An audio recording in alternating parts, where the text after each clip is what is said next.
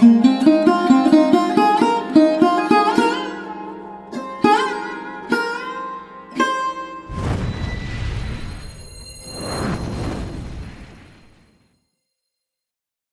Everyone, welcome back to Hemlata's lifestyle. कसे आहात सर्व? मस्त आहात ना? मस्तच राहा. सर्वप्रथम सगळ्यांना नमस्कार आणि आणखी एका भागात आपले खूप खूप स्वागत आहे. आजचा दिवस तुम्हाला खूप छान आनंदाचा आणि आरोग्यदायी जावो हीच ईश्वरचरणी प्रार्थना. तर आज आहे वसुबारस. वसुबारसेच्या आपणा सर्वांना खूप खूप शुभेच्छा. तर वसुबारसेची मी आज आपल्याला थोडक्यात माहिती सांगणार आहे. याला गोवत्स द्वादशी असे सुद्धा म्हणतात. भारतीय संस्कृतीत गायीला मातेचा दर्जा देण्यात आला आहे. तिच्या प्रतीच्या कृतज्ञतेतून वसुबारस या दिवशी गाय आणि तिचे वासरू यांची पूजा केली जाते. अश्विन कृष्ण द्वादशीस वसुबारस साजरी केली जाते. गोवत्स द्वादशी म्हणजेच गाई गुरांबद्दल कृतज्ञता व्यक्त करण्याचा दिवस. वसु म्हणजे द्रव्य अर्थात धन, त्यासाठी असलेली बारस म्हणजे द्वादशी. म्हणूनच या दिवसाला गोवत्स द्वादशी असे म्हणतात. भारतीय संस्कृतीत गायीला मातेचा दर्जा देण्यात आला असून ती पूजनीय मानली गेली आहे. तिच्या प्रतीच्या कृतज्ञतेतून वसुबारस या दिवशी गाय आणि तिचे वासरू यांची पूजा केली जाते. समुद्र मंथनातून 5 कामधेनू उत्पन्न झाल्या अशी कथा आहे. त्यातल्या नंदा नावाच्या धेनूला उद्देशून वसुबारस हे व्रत करण्यात येतं. या दिवशी सौभाग्यवती स्त्रिया सकाळी अथवा सायंकाळी समस्त गायीची पूजा करतात. या दिवसापासून अंगणात रांगोळी काढून दिवाळी सणाची सुरुवात होती. या दिवशी तेला तुपात तळलेले पदार्थ आणि गायीचे दूध, तूप व ताक खात नाहीत. उडदाचे वडे, भात व गोडधोडाचे पदार्थ करून ते गायीला खाऊ घालतात.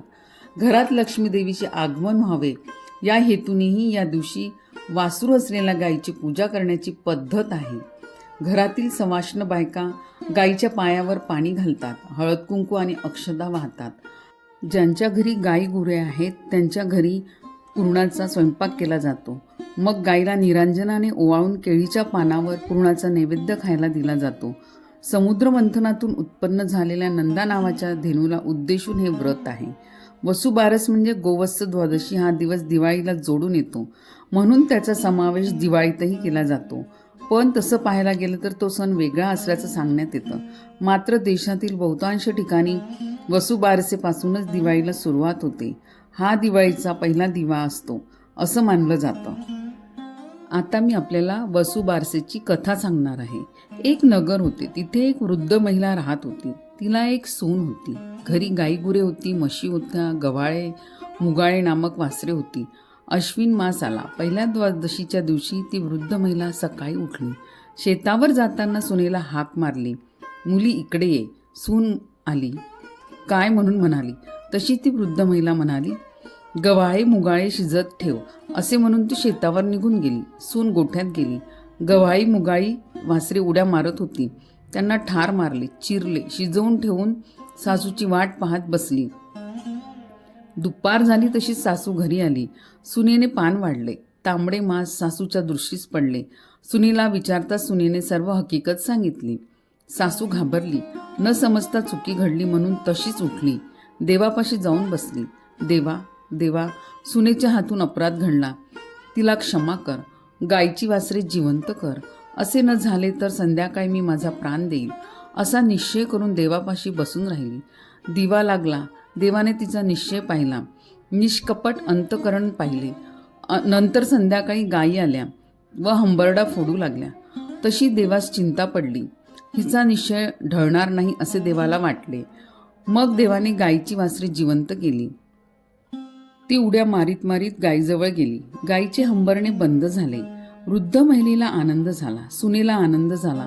नंतर वृद्धेने गायी गो यांची पूजा केली. स्वयंपाक करून नैवेद्य दाखवला.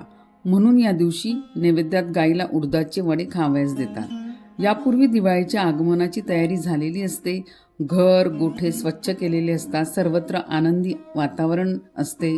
शेतीच्या राखणीसाठी नेलेली गाय आपल्या बछड्यासह वसुबारसेला सायंकाळी परतणार असते.